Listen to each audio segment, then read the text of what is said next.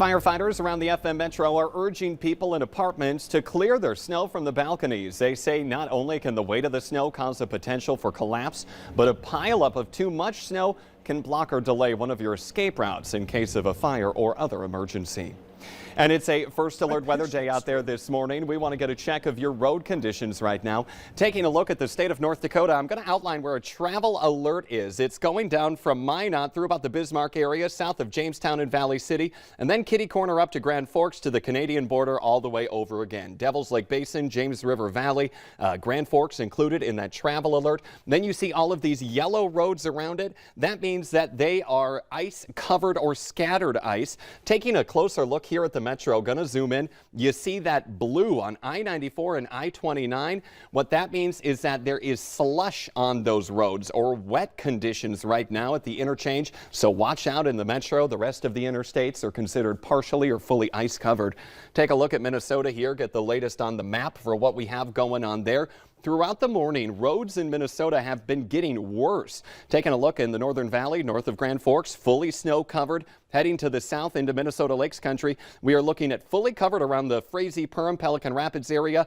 I-94 going from Fargo all the way to Alexandria, that pink line, that is snow covered there. So you're going to need to watch out if you have to take the interstate this morning, north and south of the Metro on Highway 75 as well to Halstead or to Wahpeton, either direction, also fully snow covered. So make sure that you're keeping up with these conditions before you head out this morning, because it could take a bit longer to get where you need to go this morning. And we want to get a check of the forecast and how it's impacting your day with meteorologist Lisa Green. Good morning, Lisa. Good morning. We have a new update for you. The winter weather advisory, it's been trimmed a little bit. Northern Valley now no longer included in it, so Grand Forks is out of the advisory. And that's because the cold front that's been moving through has already passed. So we're looking at the strongest winds more in the Southern Valley, and the wind and blowing snow issue more into the Southern Valley. Doesn't mean conditions are nice up north, as we just saw. So winter weather advisory still in effect. Fargo hiding behind my letters there, but Southern Valley, Fargo, down toward the Wahpeton, Breckenridge area, back over to Valley City, those areas included in this advisory. Let's check out our live sky cam in Fargo at the Luther Family Ford down in the southern end of town. This is 32nd Avenue South. In the distance, those faster vehicles are on I-29. So we've got some snow. It's pretty light. You can see them illuminated, those flakes illuminated in the lights there. And over toward Beltrami in the Minnesota Highway 9 area, you can see there's still some snow going by that region too. So there are places that are dealing with some falling snow and blowing snow right now. Looks like we are starting to wind things down in the north part of the Metro as this little cluster of snow showers pushes southward. So Kindred, back down toward the Christine area, seeing some of that light snow. Hawley, Lake Park, Audubon, seeing that snow too, making its way southward. Not many areas left. It's been dwindling. So there are a couple of pockets down in southeastern North Dakota with more organized snow showers going on a little bit farther west that may affect some of our southwestern communities in our viewing area. If you're heading toward Bismarck here this morning, you may run into some of that. Here's a look at our winds. They're still strong. We have that gust to 39 in Fargo, and it's north wind. So it's going to be colder air taking over as we continue today. Visibility is down in a lot of spots where that wind has picked up. We're down to about 2 miles. The good thing here on this map is I'm not seeing any places less than 2 miles right now. Doesn't mean that out between some of these reporting sites that we're not experiencing some whiteout conditions, but something to, I guess, be noticing that it's improving a little bit in spots. Here's the temperatures. We're at 3 in Roseau and now in Grand Forks. It's 16 in Fargo, 32 in Sisseton. So that colder air really lowering our temperatures right now and our wind chills as well. We're down below 0 up in the Northern Valley, Fargo even, feeling like we're 4 below. So bundle up, sending the kids out to the bus stop. They're going to want their full winter weather gear because you see what happens when they come home from school today. We're looking at temperatures that are even colder. A high of 3, still getting some wind, perhaps not as strong as this morning, but still getting some wind, so it's not going to be ideal this afternoon either. Tomorrow, recovering from the cold, and then a weekend looks good. And this morning, some of the school buses 2 hours late because of that weather we have moving in. So stay informed with the VNL News app on that. Lisa, thank you. Now 6:53, 2 people are dead following a house fire in South Fargo. It's a story we first told you about right here yesterday morning on the Valley Today. It happened around 5 in the morning in the 1400 block of 2nd Avenue South. Firefighters say they had a tough time fighting the flames because of everything inside the house. Fire officials have not yet released the names of the victims, but neighbors tell us they were an elderly couple who lived in that home for many years. Fire crews are still looking for the cause of that fire. A North Dakota man has been charged with endangering his disabled brother by leaving him dehydrated and hungry in a soiled bed. 33-year-old Dondaro Watts is charged with adult endangerment. Bismarck police arrested Watts at a home where he was believed to be dealing drugs, but they say he failed to tell the officers that his quadriplegic brother was unattended and needed care as they took him to jail. A coach at Fargo South High School is out of a job this morning after getting the boot for inappropriate communication with a student. The school district is confirming that Fabrice Nolan was let go on Monday. Principal Todd Bursch says Nolan had a personal exchange with a student on Snapchat that the school considered, quote, inappropriate, disturbing, and unprofessional. Although details aren't being released, school officials say Nolan was told 2 previous times this year not to communicate with students for personal reasons on social media and that he needed to maintain professional boundaries. He was fired from both his roles as an assistant football coach and the 9th grade boys basketball coach. The Barnesville school superintendent says the case is now closed on the report of an alleged inappropriate conversation between a 5th grade student and a staff member. We received nearly 24 tips on our whistleblower hotline. They said it was a conversation overheard at recess last week. Superintendent John Ellerbush says there was a 2-day investigation where all parties involved were interviewed. Ellerbush says the decision was made not to discipline the staff member and that the parents of the student involved were informed of the school's decision.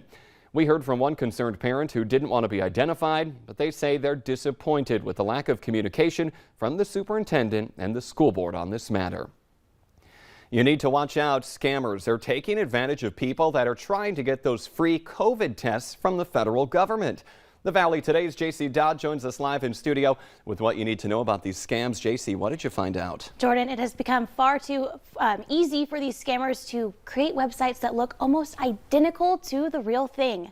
Now, they're using emails or texting a fake link and even using targeted social media ads with urgent messaging like act fast to get your free test. If you receive a link or see an online ad, look closely at the URL. The real website is through USPS, but scammers can make their fake website look almost identical. Some key things you want to look for are misspelled words and extra letters. Now, Jordan, like millions of Americans, I have been on the real website and it only asks for 2 things, your contact information and your home address. If you're on what you think is the correct order or the correct website, and they're asking for things like your social security number, your card information, things like that, log out. That is not the correct website. And what do you do if you have given them your card info? You want to call the bank immediately and have them shut that card down. All right, keeping you and your money safe. JC reporting live this morning. Thank you. Some people in Minnesota who need help with rent will need to act quickly to get in on a state program to head off eviction for past due rent. The deadline for Rent Help MN is tomorrow at 9 at night. Minnesota Housing got $450 million in federal assistance during the pandemic. Look for public safety to be a top priority on Monday when the 2022 Minnesota legislative session begins. But even as Republicans and Democrats' proposals vary in scope and approach, there is at least one area where there's some agreement. That's incentives to get more law enforcement officers into the profession and keep them on the job. Senate Republicans want tougher penalties for carjackings and auto thefts, as well as a mandatory minimum sentence for violent crimes committed with guns. The GOP is also proposing retention bonuses and pension reforms to keep police officers in the profession, along with scholarships for recruitment and a marketing campaign to attract more people. And that's not far off from what Minnesota Governor Tim Walz is pitching in his supplemental budget outline. One of the largest data centers in the world is now coming to North Dakota. Governor Doug Burgum is announcing a $1.9 billion facility to be built near Williston. He says it will help diversify the economy in a region which has suffered boom and bust cycles for decades from oil. Uses for data centers include the mining of Bitcoin and other digital currencies, and officials say the project is scheduled for completion in 2 years, and it would create more than 30 permanent jobs. A federal grand jury is investigating the 2018 death of an inmate in the Beltrami County Jail. Hardell Sherrill reportedly suffered for days and pleaded for help before dying, while his jailers and many of his care providers supposedly believed that he was faking it. News of this grand jury investigation comes one day after the Minnesota Medical Board suspended the doctor who was responsible for Sherrill's care.